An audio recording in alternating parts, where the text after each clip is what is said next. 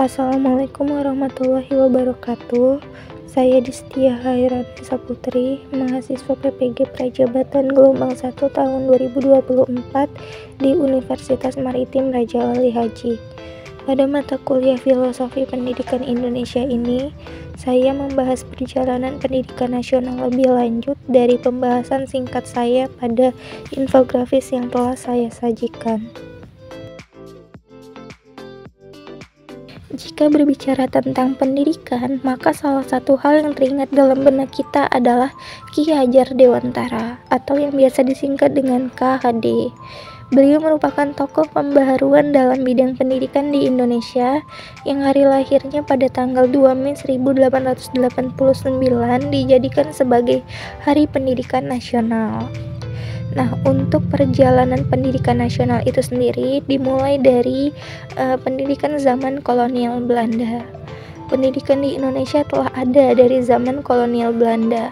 Pada tahun 1854, beberapa bupati menginisiasi pendidikan sekolah kabupaten yang hanya mendidik calon pegawai saja. Nah, di tahun yang sama, lahirlah sekolah Bumi Putra dan hanya mempunyai 3 kelas. Rakyat hanya diberi pelajaran membaca, menulis, dan menghitung seperlunya, dan hanya mendidik seorang pembantu dalam upaya memajukan usaha dagang mereka.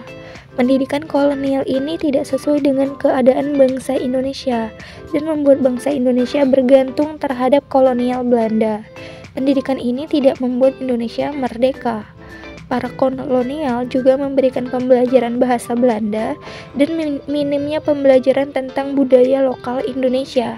Mereka mendapat pendidikan tidak secara cuma-cuma, tetapi dengan tujuan untuk menjadi pembantu dalam urusan perdagangan Belanda. Kemudian yang kedua, Budi Utomo dan Sekolah Kartini. Budi Utomo didirikan oleh para pelajar Stovia atau School Tooth of Learning van Inlandis Artsin, yaitu Gunawan Mangkusumo dan Suraji di bawah pimpinan R. Sutomo. Kelahiran Budi Utomo membawa dampak yang sangat luas.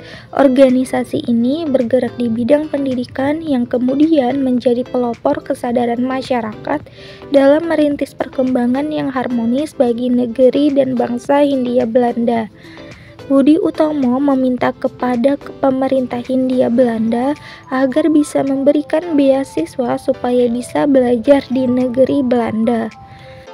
Kemudian, pada tahun 1903, Kartini mendirikan sekolah untuk wanita-wanita Jawa yang disebut Sekolah Kartini, yang bertujuan membantu pendidikan dan keterampilan kepada mereka sehingga dapat mengejar karir dan menjalani kehidupan yang mandiri. Lalu pada tahun 1906, secara perlahan, antusiasme pribumi yang menempuh pendidikan di sekolah semakin besar. Namun, jumlah sekolah yang disediakan tidak sebanding dengan jumlah penduduk yang ingin bersekolah.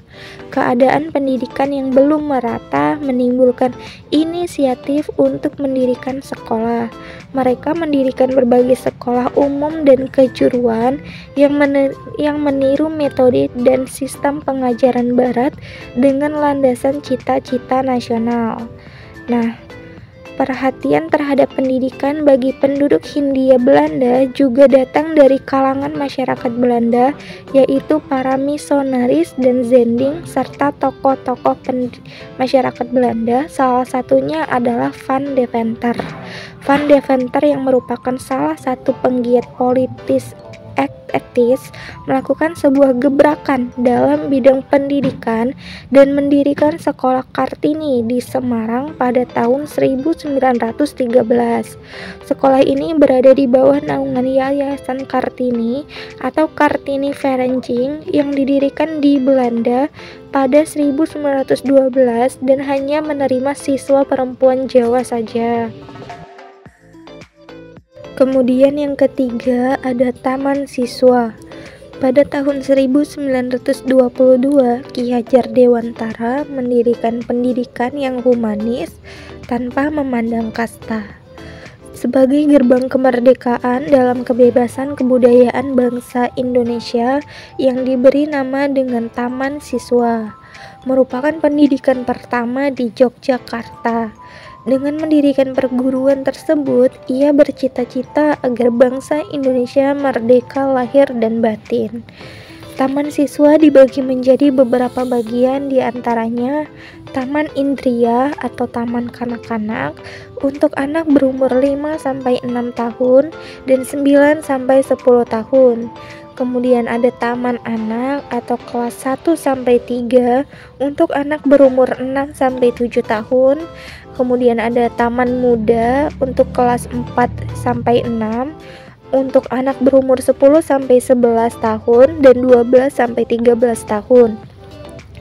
Lalu ada Taman Dewasa untuk SMP, Taman Madya SMA, dan Taman Guru.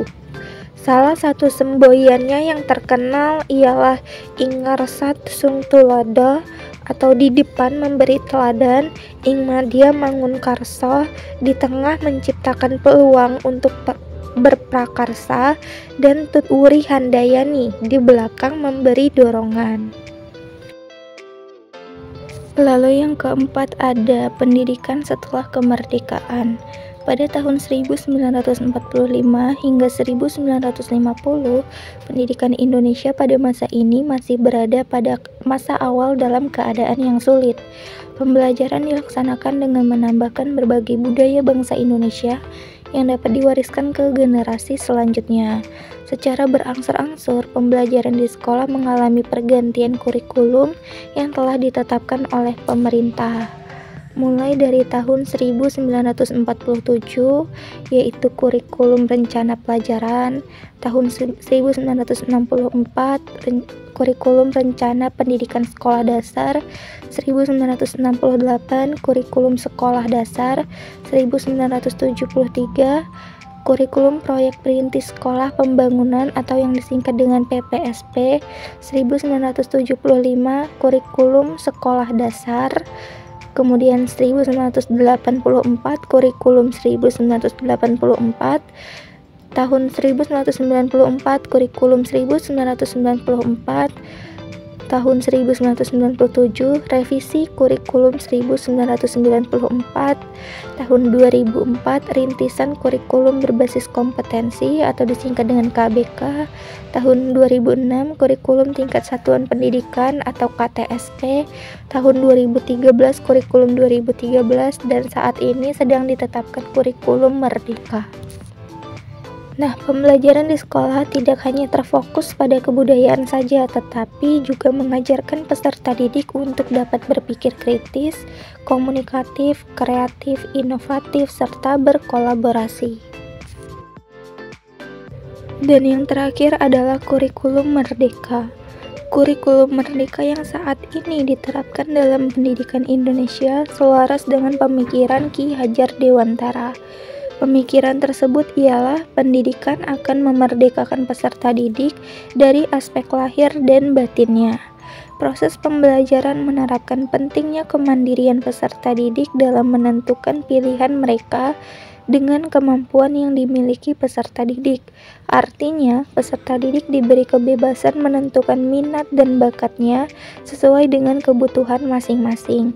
Tetapi, kebebasan ini diatur dan memiliki batasan tertentu melalui pemantauan gurunya, sehingga peserta didik tetap dalam koridor dan sejalan dengan tujuan pendidikan untuk membangun karakter dan pribadi luhur bangsa.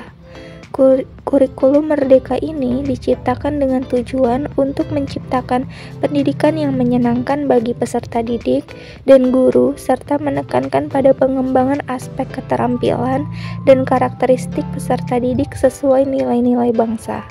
Pembelajaran yang menganut sistem student center learning ini diharapkan dapat mewujudkan peserta didik yang berkarakter profil Pancasila, di mana terdapat 6 dimensi profil pelajar Pancasila seperti beriman, bertakwa kepada Tuhan Yang Maha Esa dan berakhlak mulia, mandiri, bergotong royong, kebinekaan global, bernalar kritis, dan kreatif. Baiklah, itu saja mengenai penjelasan lanjut tentang perjalanan pendidikan nasional dari saya.